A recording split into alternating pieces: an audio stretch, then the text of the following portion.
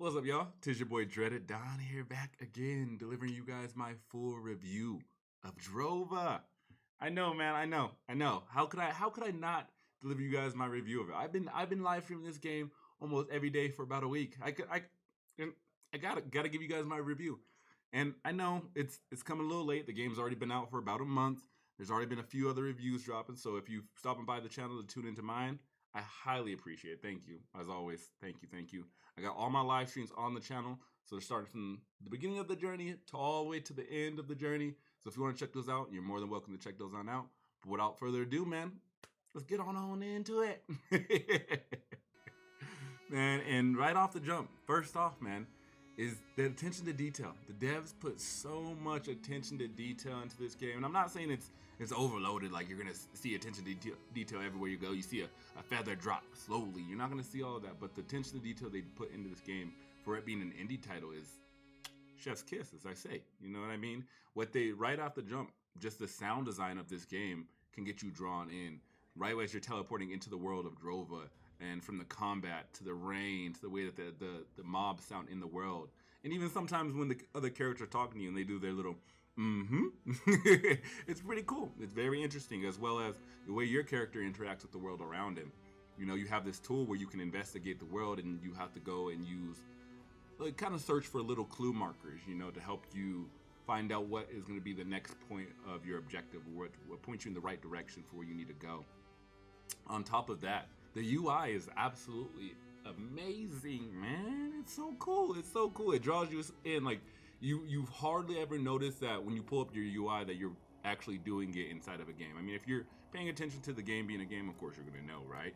But if you're not, and you're just immersed in playing the game, when you pull up that UI, it does feel like you're opening up your character's inventory, your character's bag. You're just flipping up his bag and be like, okay, what do I got in here? What do I got? Everything is just like, everything is sorted all around. There's no, and it's good and bad that there's no loot filter, or there's no filter for your inventory, because it really makes you feel like you just have this bag full of all this stuff from your gathered adventures inside of this bag. You know what I mean? Which really just leads me into my following point, is the immersion of this game. Now, I know a lot of people could say, you know, how immersed can you really get into a pixel art game? It lacks immersion. There's no realistic graphics. There's nothing to get immersed in. Yeah, but if you're reading all the time and you just sitting there going through dialogue the entire time, and you start reading about the characters and you're asking them questions all the time, and then you're walking to these destinations and you spend a lot of time in this world, you can't help but suddenly get immersed into the world. And that's what the Drova does very well. They set it up where you're speaking to the characters and asking them about what they're doing. Why are they here? What are they doing in this area? Who are they aligned with? On top of that, you're traveling to these areas that have a long history with the bygones, you know? And when you go to these ruins, they have lore and immersion for you to actually get, you know, set yourself up and be like, oh, what's this about? Why are the ruins here? Who are these gods?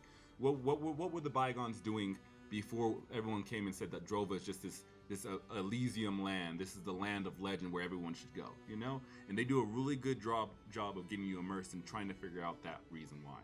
And they do it right at the beginning. You know, they toss you into the game, letting you know you're not anybody of note. You're not of legend. You're not this famous person. You don't have a lot of powers. You were literally following these druids on this trip because you had nothing to your name. You had nothing. You were essentially just going out trying to be like, hey, what can I get done? What can I do for myself, right? And so you follow these druids into this portal, and as you follow them in, you start to realize, okay, well, Drova may not be the land that we expected it to be, right? There's obviously these two factions that are warring with each other, and on top of warring with each other, they have all of these monsters that are absolutely savages, and also being influenced by the corruption around them through Drova, that, hey, you're gonna have a tough time out here, buddy.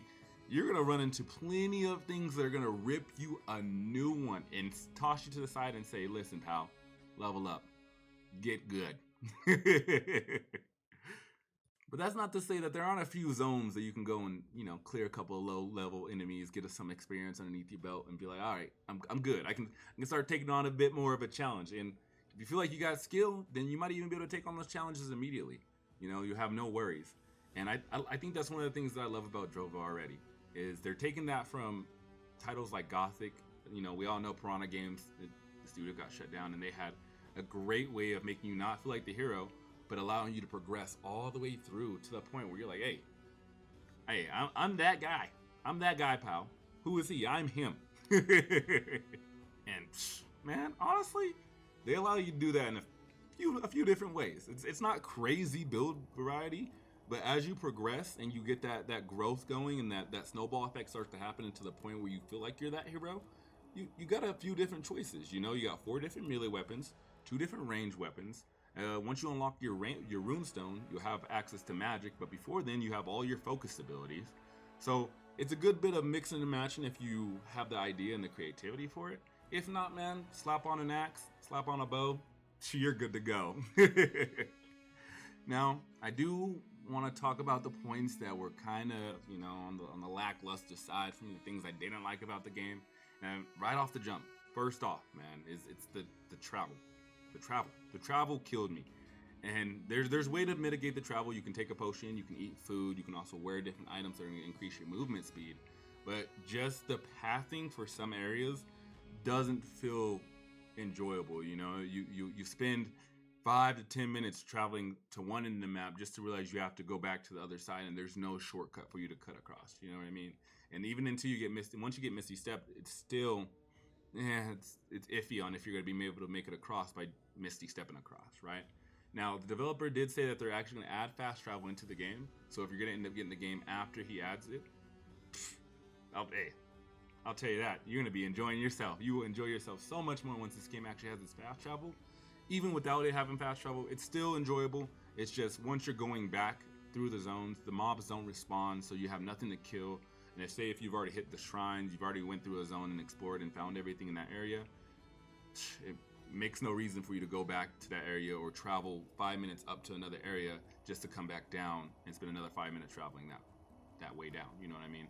Another thing that I didn't really like too much is that some of the quests can feel a little vague as well as be missable, which I'm not too mad at the missable, just the vague part is really what gets me. You go and you'll maybe accept a quest from maybe the tavern or maybe from someone or a bulletin board down in the Nematon, and then as you accept it, you're like, okay, so let's figure out where we got to go for this, and they don't tell you where you got to go, and then maybe you start to find some of the clues of where you got to go, and there's no tracks leading to where, okay, well, maybe I got to use my investigation clue to go over here, or maybe I could talk to someone in the area and be like, okay, well, do you know something about this? Do you have any information on that? And that vagueness sometimes just made you not want to finish the quest. It makes you unimmersed, you know what I mean? You're like, okay, well, if no one knows about what's going on in this area and it's one of the biggest things happening right now, then why should I care? Why am I the one going out of my way to figure out the information that no one else seems to know, but it's the most crucial thing happening right now, you know? That's just how I feel about it. Some people might actually be a little bit better on solving some of the clues. It could just be my own personal opinion and how I feel about the quest, but I did feel like a few of them were a little bit vague. Outside of that, I'd say the final thing that I just didn't really vibe with is that sometimes the choices don't really even feel like they matter much. You know, it feels like you're just choosing between either Nematon and the Remnants, and essentially you are, but sometimes the game offers, I don't know, maybe like a little veil that makes you think that you have more option or more choices, and they impact the world more deeply than you thought they did. Like I thought when I first joined, I thought I'd have a chance of joining the Bonded, and then once I joined the Bonded, I would have even more influence on talking to the factions separately and tell them my ideas, tell them that the people about the Forest Primeval and stuff like that. But after I started going through it, I was like, okay, well, it's not exactly the case, you know. It's more or less just, okay, well, you join this faction and they have their ideas. Once you join them, you've sided with their ideas and their quest line. On the other side, once you join the Remnants, you sided with their ideas and their quest lines. You know what I mean? That part felt a little annoying, but I can also understand it's an indie game. They can't open up to something where you just have all the options and you get to choose several different paths and several different endings. I completely get it, but it would have been nice to have, right? But overall, man, the game, even though it doesn't have all of those choices for you to pick from and several different endings, if you can get into wanting to know about the world and some of the characters, maybe pick a character and attach yourself to them, even join a faction, be like, well, this is the faction I'm really attached to, you're one of the people who can get immersed in the world, then those choices aren't going to matter too much for you, and you'll be able to blow those over with but no problem at all. You'll just pick up the game and you'll enjoy the hell out of it. And that's one of the best things about it. It's such an easy title to just pick up and spend hours on. If you're looking for a game to just spend hours on because you have time to play, say you're on vacation or you took a couple weeks off or you got a couple days off, you want to drop some time in a game, perfect game to do it.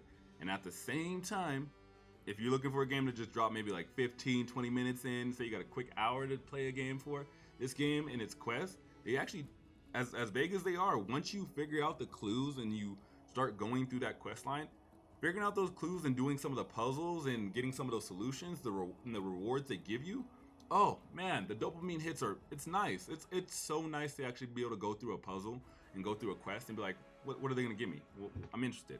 And outside of them giving you like 150 coins, you get maybe a new piece of armor, you get a new trinket, you get like a legendary item, and on top of that, while you were doing the quest, you got a whole slew of resources. That all of that hits so well, and especially that you can do it in a time span of 15 to 20 minutes for one quest, just for one quest. Don't expect to knock out a few quests doing that, but you can, as you're going through that part of the quest, you can knock out about 15, 20 minutes of that quest and still be satisfied, even if you didn't finish the quest.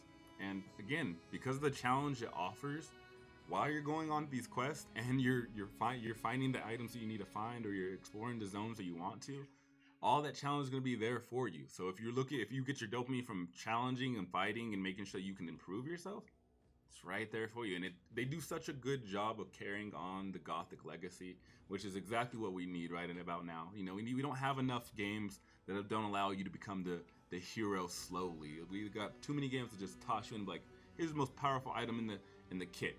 Blow up your enemies with a nuke. You know, got too much of that. And Drova overall just has a good bundle of everything that isn't in the current genre of games right now. Was what I would say.